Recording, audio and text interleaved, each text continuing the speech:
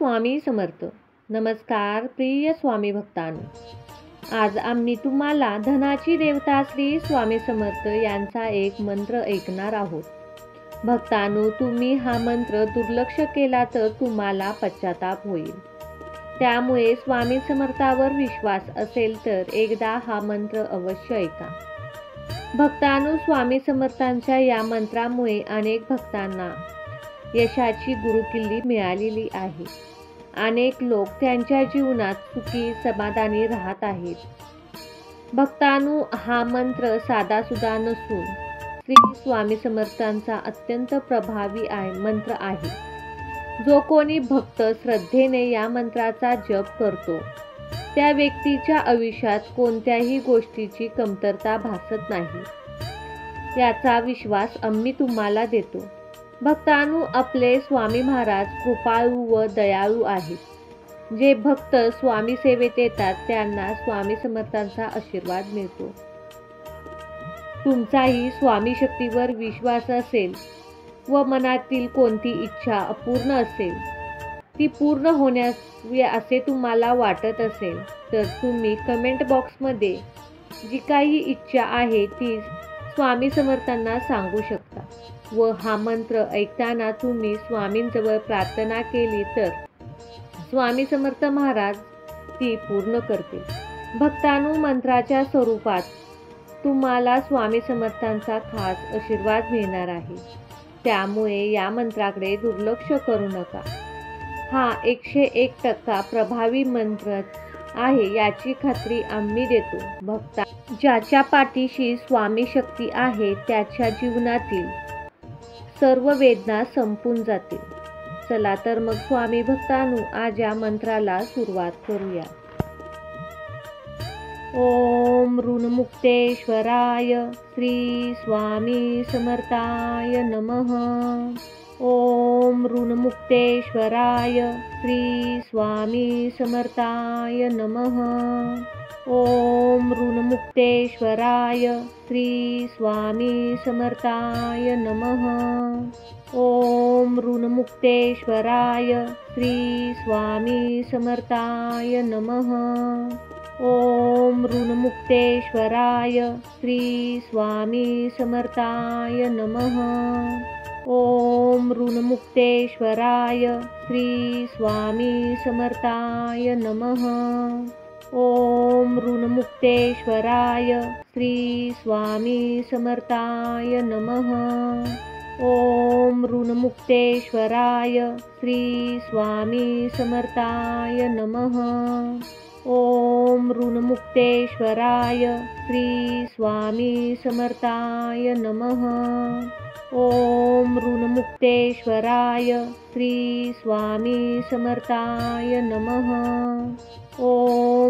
ऋणमुक्तेश्वराय श्री स्वामी समर्थाय नमः.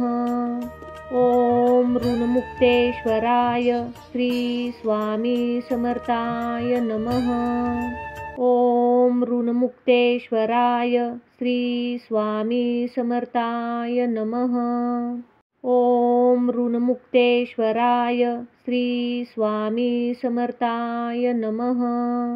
ओम ऋणमुक्तेश्वराय श्री स्वामी समर्थाय नमः.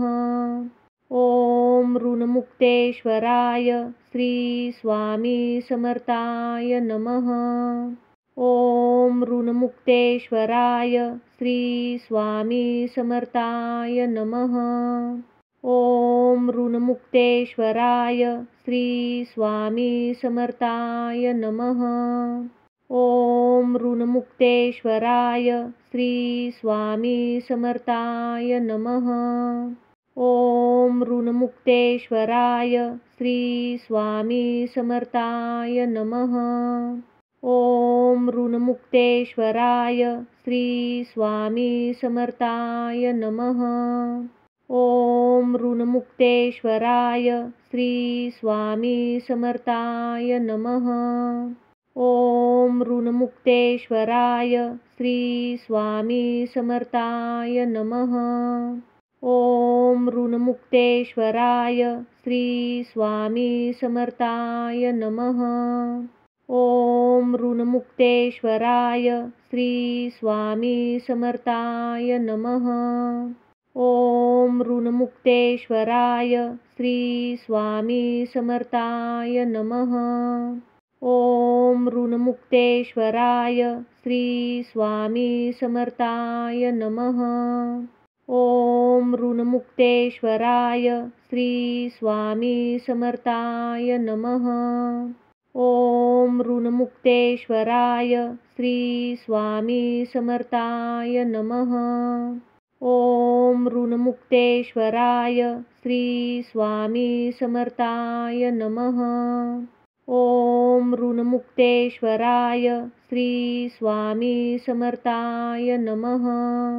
ओम ऋणमुक्तेश्वराय श्री स्वामी समर्थाय नमः।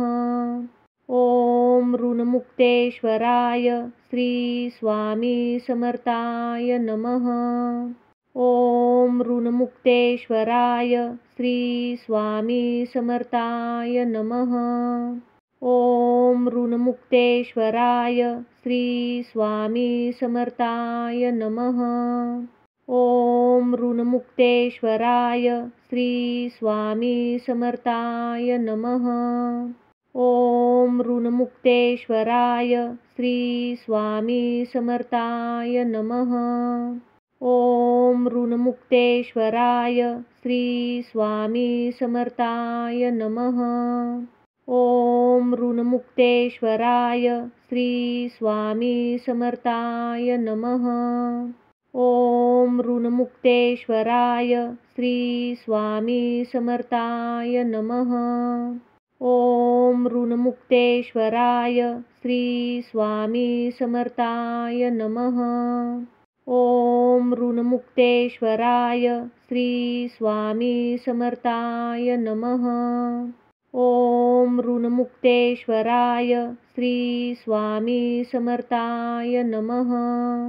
ओम ऋणमुक्तेश्वराय श्री स्वामी समर्थाय नमः।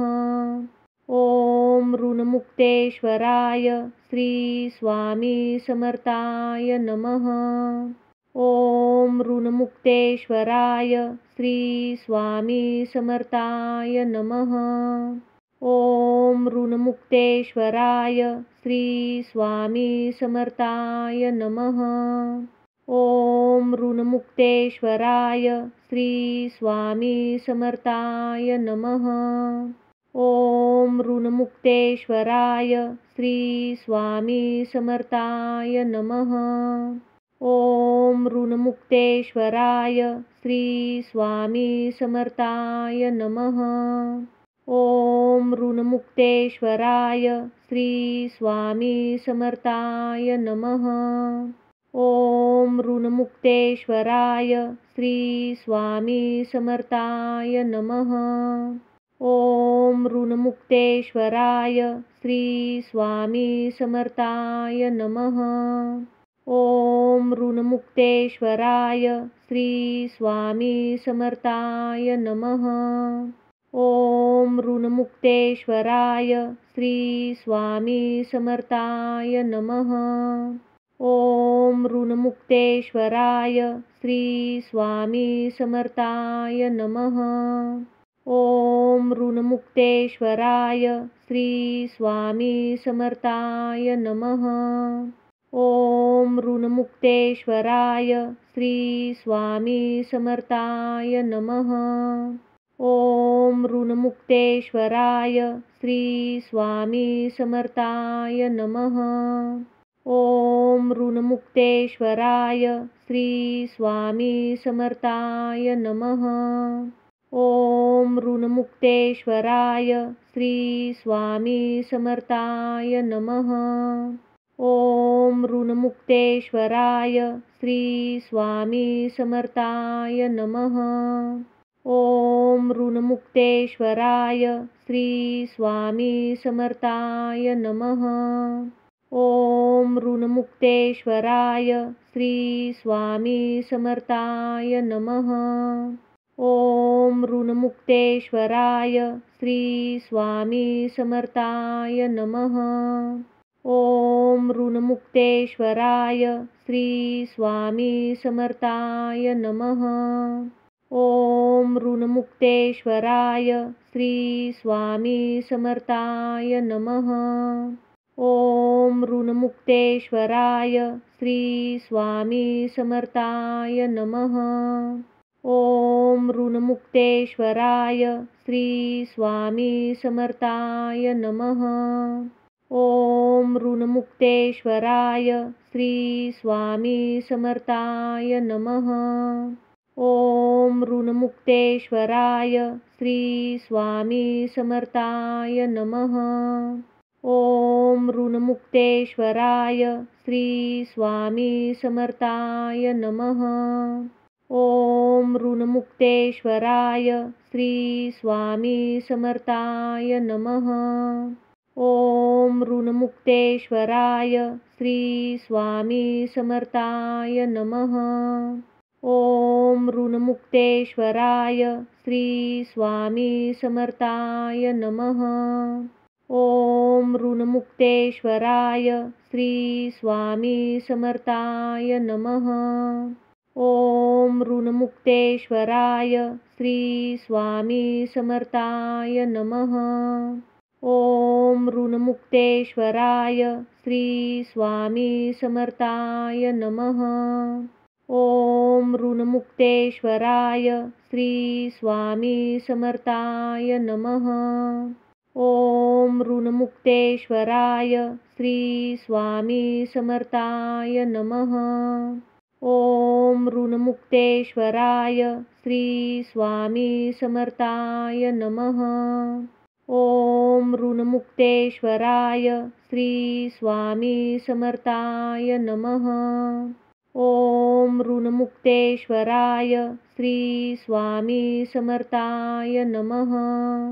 ओम ऋणमुक्तेश्वराय श्री स्वामी समर्थाय नमः. ओम ऋणमुक्तेश्वराय श्री स्वामी समर्थाय नमः. ओम ऋणमुक्तेश्वराय श्री स्वामी समर्थाय नमः. ओम ऋणमुक्तेश्वराय श्री स्वामी समर्थाय नमः. ओम ऋणमुक्तेश्वराय श्री स्वामी समर्थाय नमः. ओम ऋणमुक्तेश्वराय श्री स्वामी समर्थाय नमः. ओम ऋणमुक्तेश्वराय श्री स्वामी समर्थाय नमः. ओम ऋणमुक्तेश्वराय श्री स्वामी समर्थाय नमः. ओम ऋणमुक्तेश्वराय श्री स्वामी समर्थाय नमः. ओम ऋणमुक्तेश्वराय श्री स्वामी समर्थाय नमः. ओम ऋणमुक्तेश्वराय श्री स्वामी समर्थाय नमः. ओम ऋणमुक्तेश्वराय श्री स्वामी समर्थाय नमः. ओम ऋणमुक्तेश्वराय श्री स्वामी समर्थाय नमः. ओम ऋणमुक्तेश्वराय श्री स्वामी समर्थाय नमः. ओम ऋणमुक्तेश्वराय श्री स्वामी समर्थाय नमः. ओम ऋणमुक्तेश्वराय श्री स्वामी समर्थाय नमः. ओम ऋणमुक्तेश्वराय श्री स्वामी समर्थाय नमः. ओम ऋणमुक्तेश्वराय श्री स्वामी समर्थाय नमः. ओम ऋणमुक्तेश्वराय श्री स्वामी समर्थाय नमः. ओम ऋणमुक्तेश्वराय श्री स्वामी समर्थाय नमः. ओम ऋणमुक्तेश्वराय श्री स्वामी समर्थाय नमः. ओम ऋणमुक्तेश्वराय श्री स्वामी समर्थाय नमः. ओम ऋणमुक्तेश्वराय श्री स्वामी समर्थाय नमः. ओम ऋणमुक्तेश्वराय श्री स्वामी समर्थाय नमः। ओम ऋणमुक्तेश्वराय श्री स्वामी समर्थाय नमः। ओम ऋणमुक्तेश्वराय श्री स्वामी समर्थाय नमः। ओम ऋणमुक्तेश्वराय श्री स्वामी समर्थाय नमः। ओम ऋणमुक्तेश्वराय श्री स्वामी समर्थाय नमः। ओम ऋणमुक्तेश्वराय श्री स्वामी समर्थाय नमः। ओम ऋणमुक्तेश्वराय श्री स्वामी समर्थाय नमः। ओम ऋणमुक्तेश्वराय श्री स्वामी समर्थाय नमः। ओम ऋणमुक्तेश्वराय श्री स्वामी समर्थाय नमः। ओम ऋणमुक्तेश्वराय श्री स्वामी समर्थाय नमः। ओम ऋणमुक्तेश्वराय श्री स्वामी समर्थाय नमः। ओम ऋणमुक्तेश्वराय श्री स्वामी समर्थाय नमः। ओम ऋणमुक्तेश्वराय श्री स्वामी समर्थाय नमः। ओम ऋणमुक्तेश्वराय श्री स्वामी समर्थाय नमः। ओम ऋणमुक्तेश्वराय श्री स्वामी समर्थाय नमः। ओम ऋणमुक्तेश्वराय श्री स्वामी समर्थाय नमः। ओम ऋणमुक्तेश्वराय श्री स्वामी समर्थाय नमः। ओम ऋणमुक्तेश्वराय श्री स्वामी समर्थाय नमः। ओम ऋणमुक्तेश्वराय श्री स्वामी समर्थाय नमः। ओम ऋणमुक्तेश्वराय श्री स्वामी समर्थाय नमः। ओम ऋणमुक्तेश्वराय श्री स्वामी समर्थाय नमः। ओम ऋणमुक्तेश्वराय श्री स्वामी समर्थाय नमः। ओम ऋणमुक्तेश्वराय श्री स्वामी समर्थाय नमः। ओम ऋणमुक्तेश्वराय श्री स्वामी समर्थाय नमः। ओम ऋणमुक्तेश्वराय श्री स्वामी समर्थाय नमः। ओम ऋणमुक्तेश्वराय श्री स्वामी समर्थाय नमः। ओम ऋणमुक्तेश्वराय श्री स्वामी समर्थाय नमः। ओम ऋणमुक्तेश्वराय श्री स्वामी समर्थाय नमः। ओम ऋणमुक्तेश्वराय श्री स्वामी समर्थाय नमः। ओम ऋणमुक्तेश्वराय श्री स्वामी समर्थाय नमः। ओम ऋणमुक्तेश्वराय श्री स्वामी समर्थाय नमः। ओम ऋणमुक्तेश्वराय श्री स्वामी समर्थाय नमः। ओम ऋणमुक्तेश्वराय श्री स्वामी समर्थाय नमः। ओम ऋणमुक्तेश्वराय श्री स्वामी समर्थाय नमः।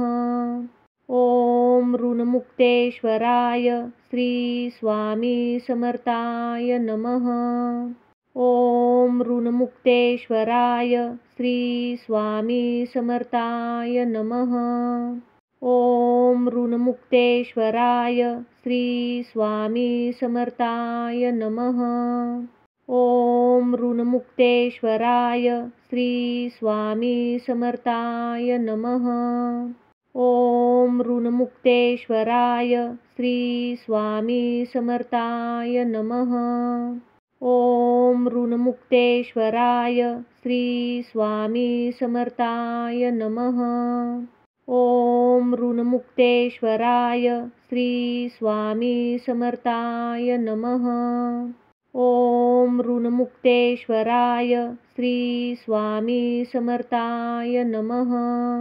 ओम ऋणमुक्तेश्वराय श्री स्वामी समर्थाय नमः। ओम ऋणमुक्तेश्वराय श्री स्वामी समर्थाय नमः। ओम ऋणमुक्तेश्वराय श्री स्वामी समर्थाय नमः। ओम ऋणमुक्तेश्वराय श्री स्वामी समर्थाय नमः। ओम ऋणमुक्तेश्वराय श्री स्वामी समर्थाय नमः। ओम ऋणमुक्तेश्वराय श्री स्वामी समर्थाय नमः। ओम ऋणमुक्तेश्वराय श्री स्वामी समर्थाय नमः। ओम ऋणमुक्तेश्वराय श्री स्वामी समर्थाय नमः। ओम ऋणमुक्तेश्वराय श्री स्वामी समर्थाय नमः। ओम ऋणमुक्तेश्वराय श्री स्वामी समर्थाय नमः। ओम ऋणमुक्तेश्वराय श्री स्वामी समर्थाय नमः। ओम ऋणमुक्तेश्वराय श्री स्वामी समर्थाय नमः। ओम ऋणमुक्तेश्वराय श्री स्वामी समर्थाय नमः। ओम ऋणमुक्तेश्वराय श्री स्वामी समर्थाय नमः। ओम ऋणमुक्तेश्वराय श्री स्वामी समर्थाय नमः। ओम ऋणमुक्तेश्वराय श्री स्वामी समर्थाय नमः। ओम ऋणमुक्तेश्वराय श्री स्वामी समर्थाय नमः। ओम ऋणमुक्तेश्वराय श्री स्वामी समर्थाय नमः। ओम ऋणमुक्तेश्वराय श्री स्वामी समर्थाय नमः। ओम ऋणमुक्तेश्वराय श्री स्वामी समर्थाय नमः। ओम ऋणमुक्तेश्वराय श्री स्वामी समर्थाय नमः। ओम ऋणमुक्तेश्वराय श्री स्वामी समर्थाय नमः। ओम ऋणमुक्तेश्वराय श्री स्वामी समर्थाय नमः। ओम ऋणमुक्तेश्वराय श्री स्वामी समर्थाय नमः। ओम ऋणमुक्तेश्वराय श्री स्वामी समर्थाय नमः।